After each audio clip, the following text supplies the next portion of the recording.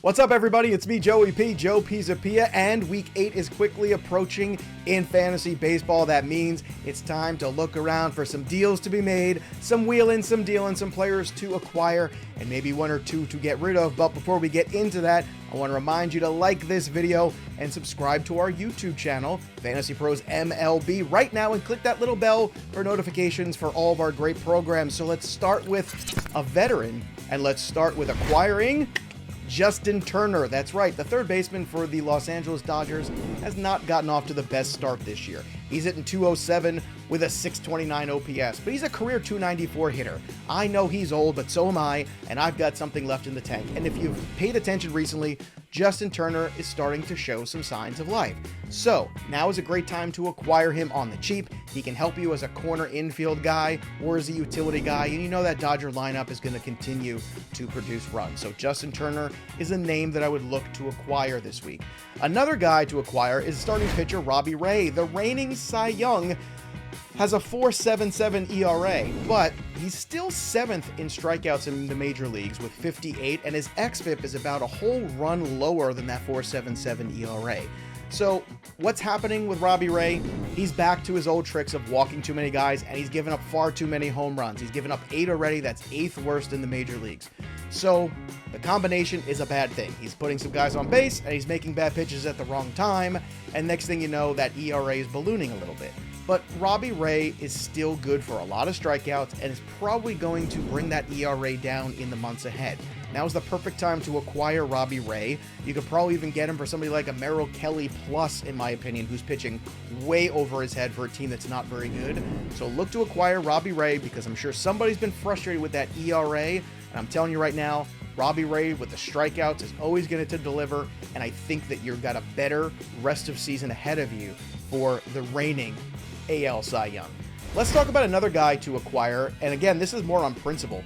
It's Jorge Polanco of the Twins. Now, the last few weeks for him have been absolutely dreadful. In fact, Jorge Polanco's down to .208 over his last 13 games with a .641 OPS. He's got 17 strikeouts over that period. Gross. Nobody likes what they're seeing out of Jorge Polanco. But this is still the same dude that last year hit 33 bombs and drove in 98 runs. So there's something in between here. As long as he is healthy, he's a player to buy low on. Jorge Polanco has shown you in the past that he's got real power. He's only got 4 home runs on the year so far. But again, we're looking at rest of season now. We're looking at, is the best work of Jorge Polanco ahead of him? And I think the answer to that question is inevitably yes. So Polanco can help you in that middle infield spot. The Twins lineup has been surprisingly productive this year, so I would look to acquire the Twins' Jorge Polanco. Next on our list, and once again, this is just on principle, is Marcus Semien. And I know what you're going to say, but Joe, he's been a huge bust. Not for you, because you didn't draft him. But now we're talking about making a trade. So I know he's hitting a .182. I know that OPS is a disgusting hard .476. And I know he's got 0, count them, 0, nada, nilch, no home runs on the year for Marcus Semien. Do we really think that's going to last? Of course not. Is it mental? Is it the same burden that Robbie Ray is bearing of the big contract in the new city?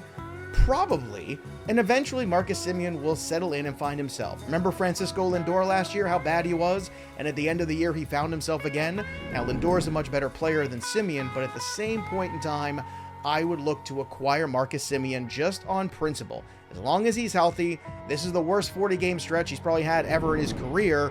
It's only going to go up from here. So give Marcus Semien some time and try to acquire him now because his value is rock bottom, baby. All right, let's talk about selling off some players. How about Cole Calhoun? I know I told you to pick him up last week, but now I'm telling you to get rid of him. He has got 5 home runs over his last 12 games, hitting .372 with a .1243 OPS. Ooh-wee, that is good. What's the problem with that? It's Cole Calhoun, and he is known for all the time being one of those guys that is incredibly streaky. So now that you had a good week out of Cole Calhoun, see if you can package him along with something else to improve your outfield spot in your fantasy team. And last but not least, consider trading Trevor Story. Yes, you've waited for Trevor Story to break out, and yes, the last week has been very good. But the last week or so, these huge numbers have really been propped up by that one monstrous game.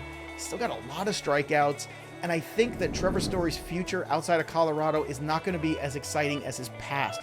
So although he's in Boston, although this is still a good lineup, I think Trevor Story might bring back more than he's worth especially in dynasty keeper situations, and this would be a fascinating window off of this red-hot week where people say Trevor Story is back. Well, maybe it's time to get rid of him before he's back to his old tricks like you saw in April.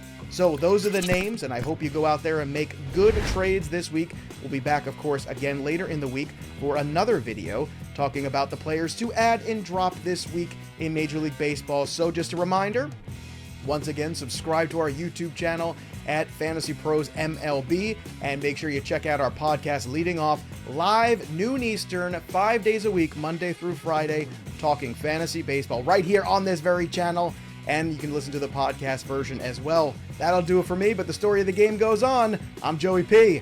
We'll see you next time, kids. Thanks for tuning in to the FantasyPros YouTube channel. Don't forget to check out our featured videos. And while you're at it, make sure to follow us on Instagram, Facebook, and Twitter at FantasyPros, so you can get the latest news and updates to give you the edge you need in your fantasy league.